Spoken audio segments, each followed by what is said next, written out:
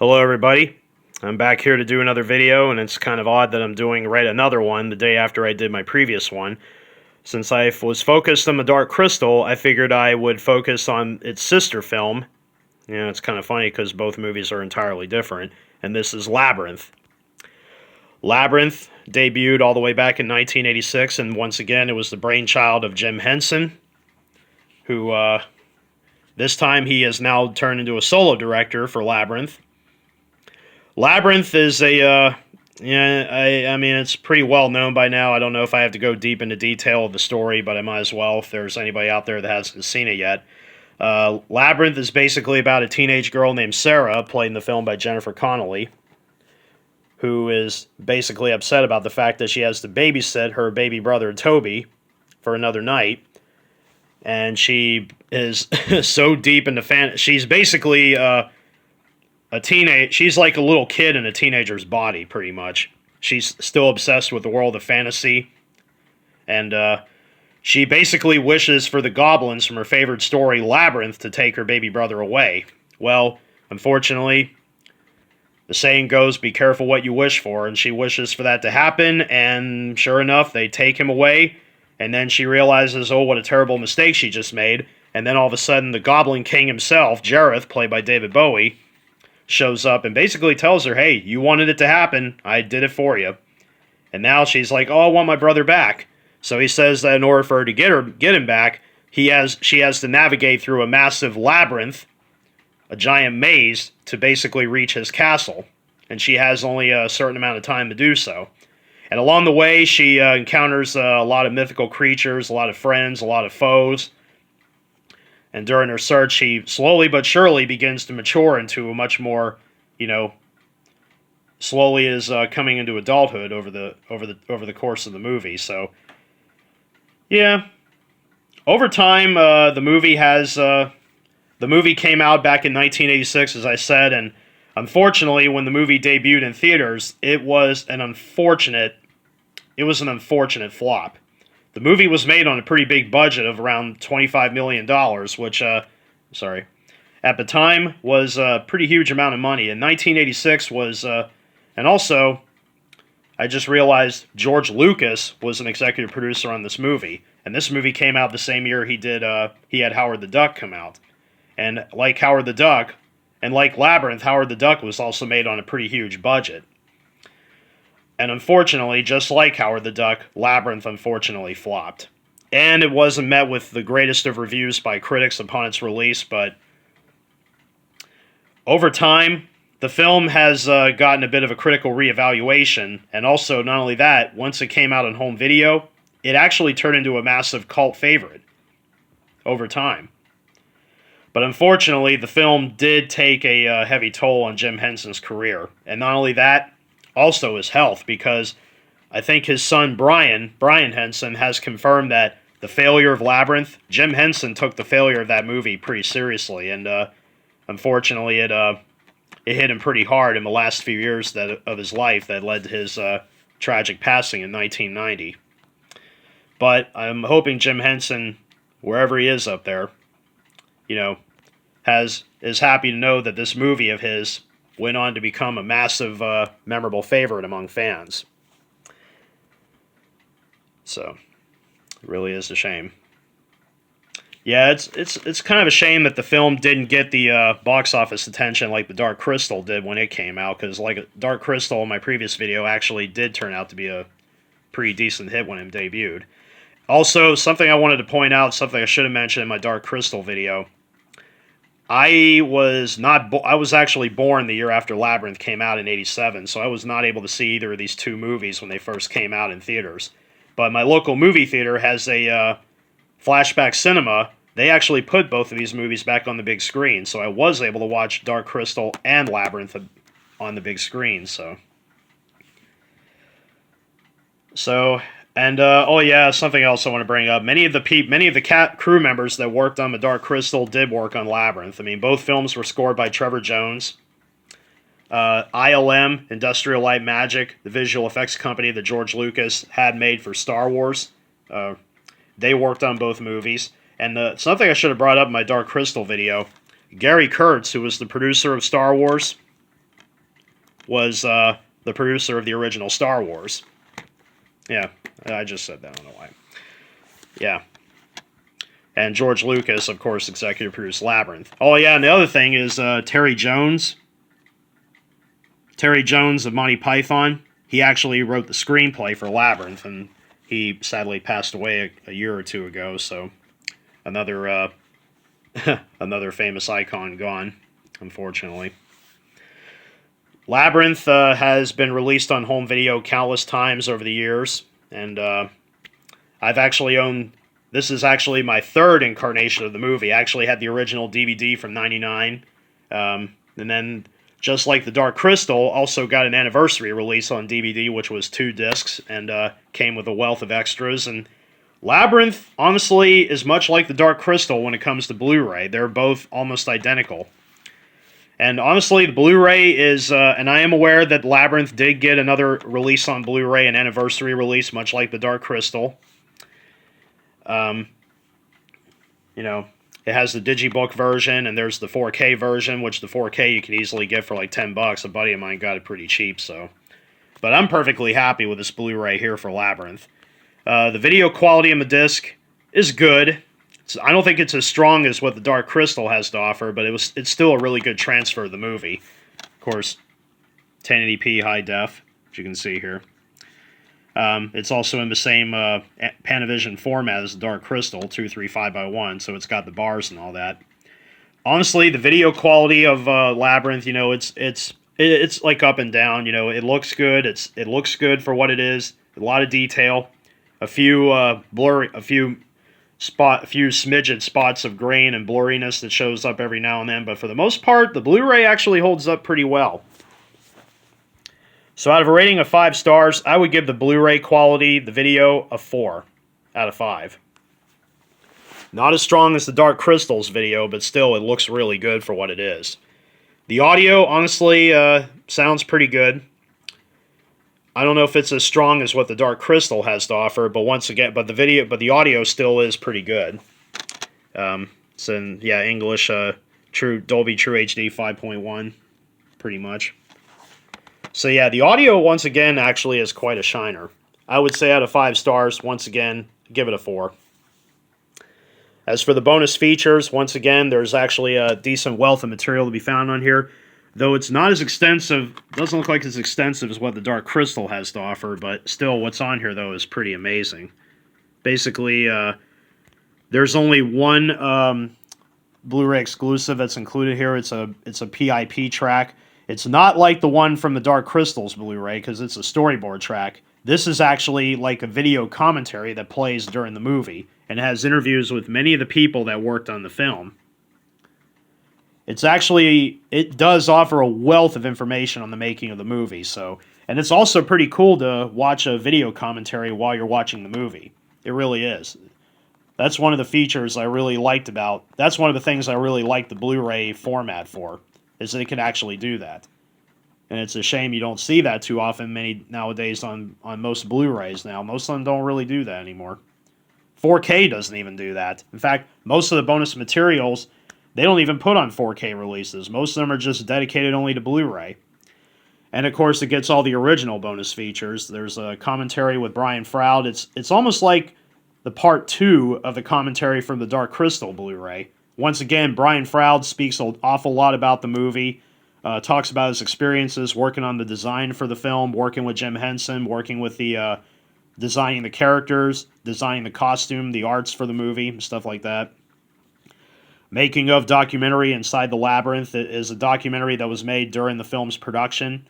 It's a dated one, but it offers a wealth of information on the making of the movie. It was from the original DVD release from '99.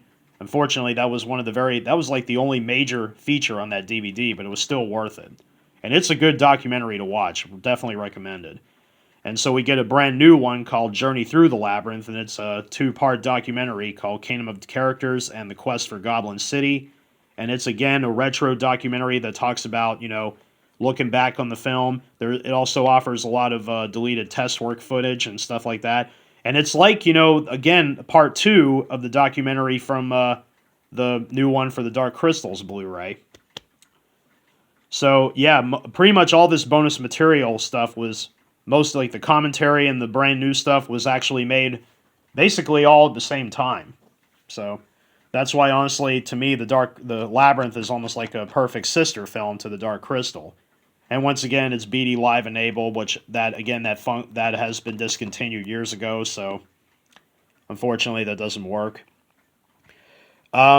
Yeah, I do not, like I said, I do not have any of the newer Blu-rays releases. Although I'm very tempted to pick up the anniversary edition, but at the same time, I'm, like I said, perfectly happy with this one here. Oh yeah, let me open it up here. So this is what's inside. Sorry. So yeah, there's the back cover, and there's the Blu-ray itself, which, not too bad. Yeah, and this cover art's not too bad either. It fits the movie pretty well, as though I kind of... Sometimes I wish for, like, home video releases, I wish they would just use the original poster art. You know, it really would be cool if they could do that. And also, I have something here. I actually have the soundtrack on CD for Labyrinth. Now, that's the original poster art. That's something I really would have liked to have seen. One of the original poster arts. This is the only soundtrack CD I could locate for Labyrinth, and it's basically a combo CD because it has the music not only by the composer, Trevor Jones, but it also has 5 tracks that were done by David Bowie, since he was cast as the Goblin King, and he contributed music to the movie's soundtrack.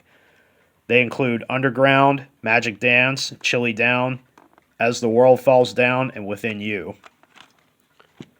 And there's the CD. Yeah, it's nothing magical to look at, just a bunch of text stuff and all that. So it's pretty elaborate. And there's the back.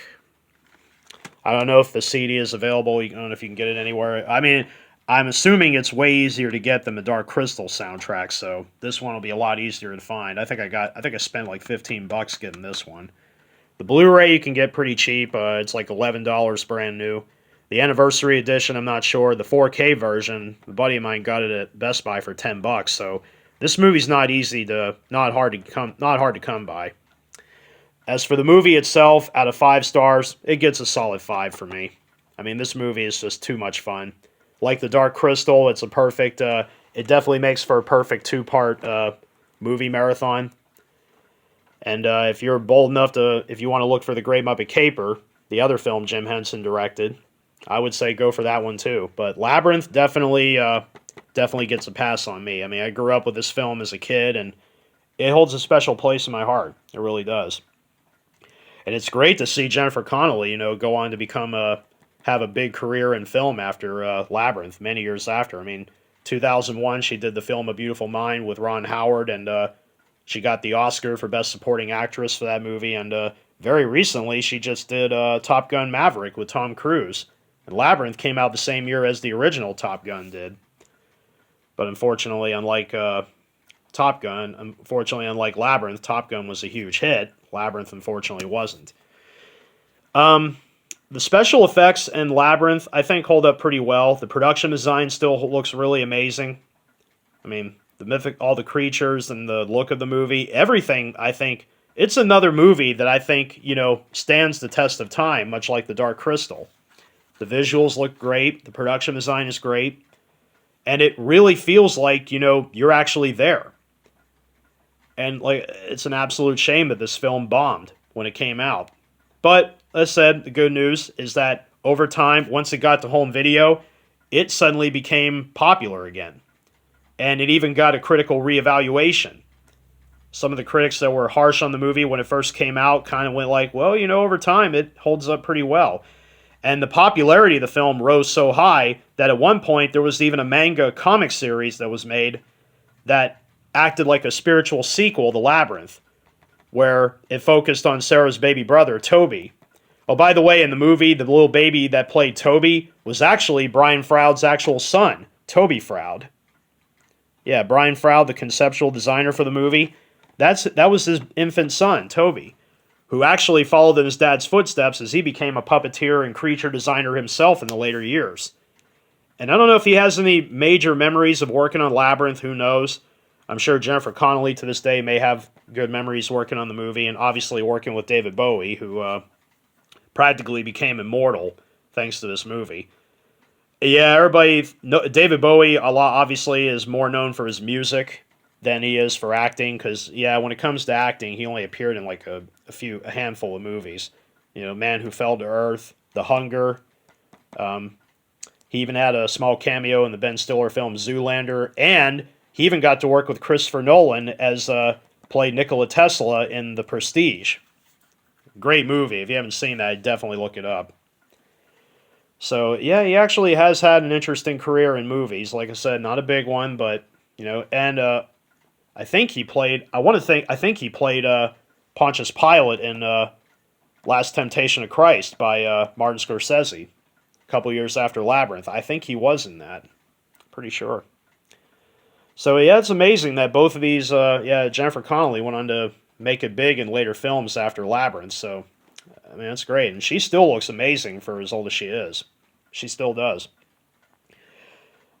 And of course, David Bowie sadly passed away in 2016, which, like I said, now this, I mean, when it comes to his acting career, yeah, obviously Labyrinth is the movie he's going to be best remembered for, no doubt.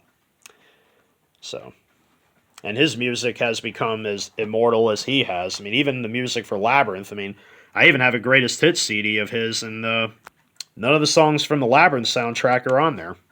So the only way you can get them is through here. So that's pretty much all I have much to say about the movie. I mean, I'm actually glad the film has gotten a reevaluation after its box office bombing when it debuted in theaters, and over time, there's even talks about a possible sequel, a movie sequel in development for Labyrinth. I don't know if it's going to happen or not, but still, it probably shouldn't because, you know, being made long after the original film and the fact that David Bowie is no longer with us, I don't know how they do it. I don't know who they find to recast him as the Goblin King. Who knows? I don't know if it'll actually. I don't know. I'd say, you know what, if Brian Henson followed in his dad's footsteps and becoming a film director and continuing his father's work, I mean, I guess if he gets involved, that would be pretty cool. So anyway, yeah. If you haven't had a chance to watch either of these two films, highly recommended. Definitely recommend watching both of them. And the soundtrack, like I said, for Labyrinth is easy to come by. Both of these movies are easy to locate on home video. You can get them both on 4K pretty cheap. I am not into 4K myself personally. I'm still preferring Blu-ray. And honestly, both of these films look fantastic. Labyrinth looks amazing in high def. Again, the video and audio are both fair, and they're both equally great in their own way. Bonus features. Oh yeah, I forgot to rate the extras. Out of 5 stars, 4.5. 4.5 out of 5. 4.5. It's not, there's like, you know, everybody says quality over quantity, and that's exactly what it is right here. The bonus features are not plentiful, but the quality of the extras is what counts. And honestly, what's on here is really good. Good stuff. Both movies come packed with a wealth of bonus material, and Labyrinth gets a good selection too. So, definitely an all-around good release. Well, this concludes the presentation. Hope you enjoyed it, and don't forget to subscribe to my channel because I will be finding more movies to review in the days to come. So until then, take care and be safe.